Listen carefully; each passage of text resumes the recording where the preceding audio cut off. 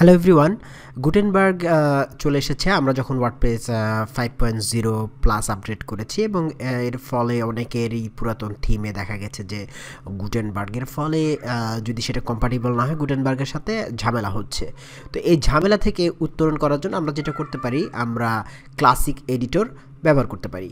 তো ওয়ার্ডপ্রেস আমাদেরকে classic editor ব্যবহার করার সেই সুযোগটি কিন্তু দিচ্ছে, আর এটা করা যাবে খুব সহজেই, খুবই সহজ।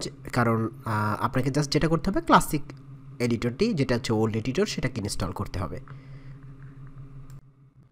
ক্লাসিক এডিটরটি ইনস্টল করার জন্য আমাদের যেটা করতে হবে, আমাদের জাস্ট স্ক্রল করে ওই যে learn how to keep using the old editor সেখানে গিয়ে ক্লিক করতে হবে এবং সেটা আমাদেরকে পেজটার নিচে নিয়ে আসবে এবং আমরা এখানের এই যে ইনস্টল দ্য ক্লাসিক এডিটর এই বাটনটিতে ক্লিক করে সেটাকে ইনস্টল করতে পারবো। তো ক্লিক করার পরে এটা আমাদের প্লাগইন ইনস্টলার পেজে নিয়ে যাবে এবং আমরা সেখান থেকে ইনস্টল নাও বাটনটিতে যদি ক্লিক করি এবং অপেক্ষা করি, আমাদের স্পিডের উপর ভিত্তি করে সার্ভার অথবা লোকাল হোস্টে এটা ইনস্টল হবে এবং ইনস্টল হয়ে যাওয়ার পর আমাদেরকে জাস্ট অ্যাক্টিভেট করতে হবে।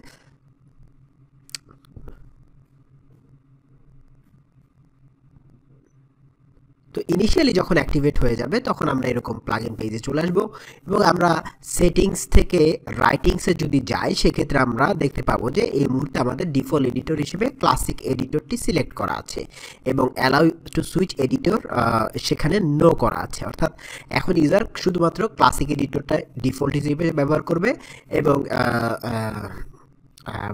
ব্লক এডিটরটি করতে পারবে না।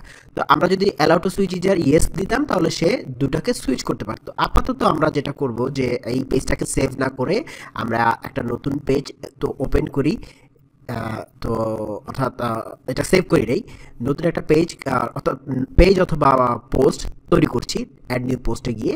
তো এখানে আমরা দেখতে পাচ্ছি এটা হচ্ছে আমাদের পুরাতন ক্লাসিক এডিটর। তো ক্লাসিক এডিটর থাকলে আপনার সাইটটা নর্মালি ডিস্টার্ব করার কোনো কথা নয় এবং আমরা এখন যদি ইয়েস করে দেই, অর্থাৎ ইউজারকে যদি অ্যালাউ করে দেই সুইচ করার জন্য, তো আমরা সেটা করলাম, সেভ করলাম এবং আমরা পেজটাকে রিফ্রেশ করছি। রিফ্রেশ করার পরে আমরা এখন দেখব, একটু যদি স্ক্রল করি, রিফ্রেশ করছি, তো এরপর আমরা যদি একটু স্ক্রল করি আমরা দেখতে পাবো নতুন একটি মেটা বক্স আসছে যার নাম হচ্ছে এডিটর।